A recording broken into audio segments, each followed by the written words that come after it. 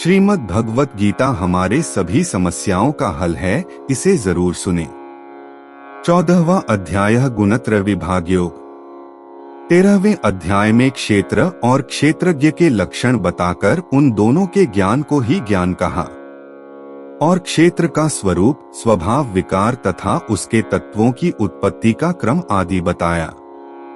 19वें श्लोक से प्रकृति पुरुष के प्रकरण का आरंभ करके तीनों गुणों की प्रकृति से होने वाले कहे तथा 21वें श्लोक में यह बात भी बताई कि पुरुष का फिर से अच्छी या अधम योनियों में जन्म पाने का कारण गुणों का संग ही है।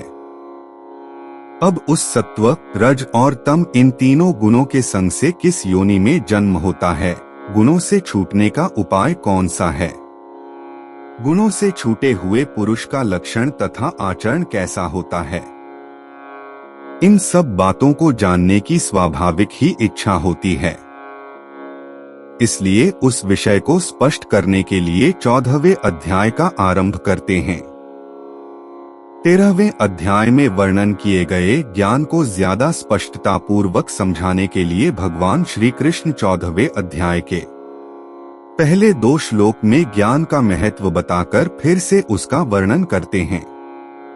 श्री भगवान बोले हैं, ज्ञानों में भी अति उत्तम उस परम ज्ञान को मैं फिर कहूंगा, जिसको जानकर सब मुनिजन इस संसार से मुक्त होकर परम सिद्धि को प्राप्त हो गए हैं। इस ज्ञान को आश्रय करके अर्थात धारण करके मेरे स्वरूप को प्राप्त हुए पुरुष सृष्टि के आदि में पुनः उत्पन्न नहीं होते और प्रलय काल में भी व्याकुल नहीं होते। हे अर्जुन, मेरी महत ब्रह्म रूप मूल प्रकृति संपूर्ण भूतों की योनि है, अर्थात गर्भाधान का स्थान है, और मैं उस योनि में चेतन समुदाय रूप को स्थापन करता हूँ। उस जड़ चेतन के संयोग से सब भूतों की उत्पत्ति होती है। हे अर्जुन, नाना प्रकार की सब योनियों में जितनी मूर्तियां अर्थात शरीरधारी प्राणी उत्पन्न होते हैं, प्रकृति तो उन सब की गर्भ धारण करने वाली माता है, और मैं बीज का स्थापन करने वाला पिता हूँ। हे अर्जुन, सत्वगुण, रजोगुण और तमोगुण ये प्रकृति से उत्पन्न तीनों गुण अविनाशी जीवात्मा को शरीर में बांधते हैं। हे निष्पाप, उन तीनों गुणों में सत्वगुण तो निर्मल होने के कारण प्रकाश करने वाला और विकार रहित है। वह सुख के संबंध से और ज्ञान के संबंध से अर्थात अभिमान से बांधता है। हे अर्जुन, रागरूप रजोगुण को कामना और आसक्ति से उत्पन्न जान। वह इस जीवात्मा को कर्मों के और उनके फल के संबंध से बांधता है। सब देहाभिमानियों को मोहित करने वाले तमोगुण को तो अज्ञान से उत्पन्न जान। वह इस जीवात्मा को प्रमाद, आलस्य और निद्रा के द्वारा बांधता है। हे अर्जुन, सत्वगुण सुख में लगाता है और रजोगुण कर्म में तथा तमोगुण तो ज्ञान को ढककर प्रमाद में लगाता है।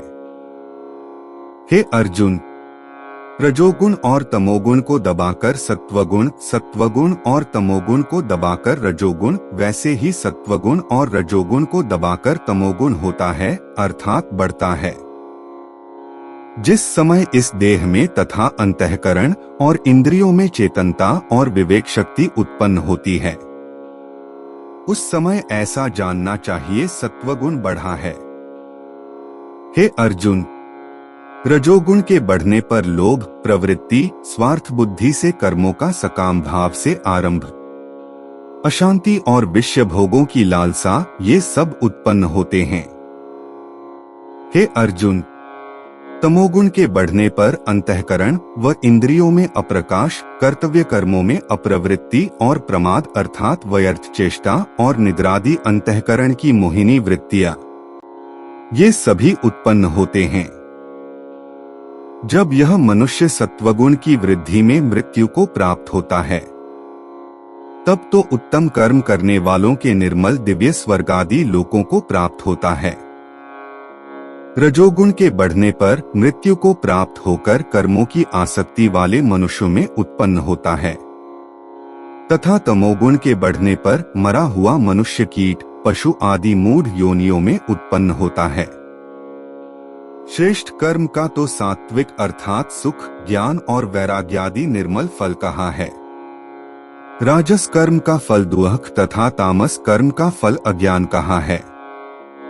सत्वगुण से ज्ञान उत्पन्न होता है और रजोगुण से निःसंदेह लोभ तथा तमोगुण से प्रमाद और मोह उत्पन्न होते हैं और अज्ञान भी होता है।